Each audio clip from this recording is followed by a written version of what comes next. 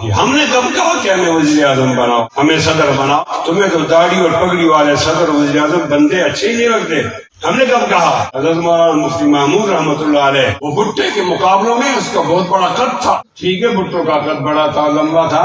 حضرت مفتی صاحب کا قد بھی تو لمبا تھا اور بڑا تھا. میں سمجھتا ہوں کہ مفتی محمود پھر نہیں آئے گا, آ گیا اور چلا گیا. لیکن پھر کیا ہوا؟ پوری دنیا کی جمہوریتوں میں اقتدار والوں سے, حزب اقتدار سے حکومت جاتی ہے تو حزب اختلاف کو ملتی ہے. ہمیں کیوں نہیں ملی؟ درمیان میں جرنیل کیوں آ گیا لیفٹ رائٹ کرتے ہوئے؟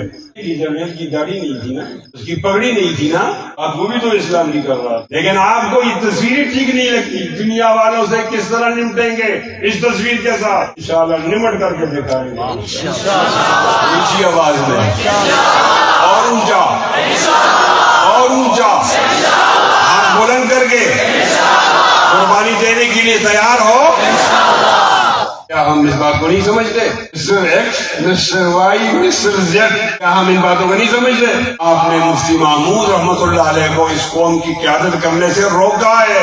یہ ہمارا مقدمہ ہے. ہم پہاڑوں سے اتر کر, ہمارے ہاتھ میں بندوق تو نہیں تھی.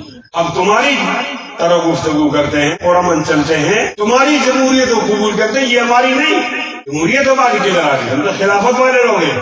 لیکن ہم نے اپنی بات چھوڑ کر آپ کی جمہوریت کو قبول کیا, پھر بھی لوگوں نے ہم کو پسند کیا, تو بھی ہم قابل قبول نہیں ہے تمہاری لغت کے اندر.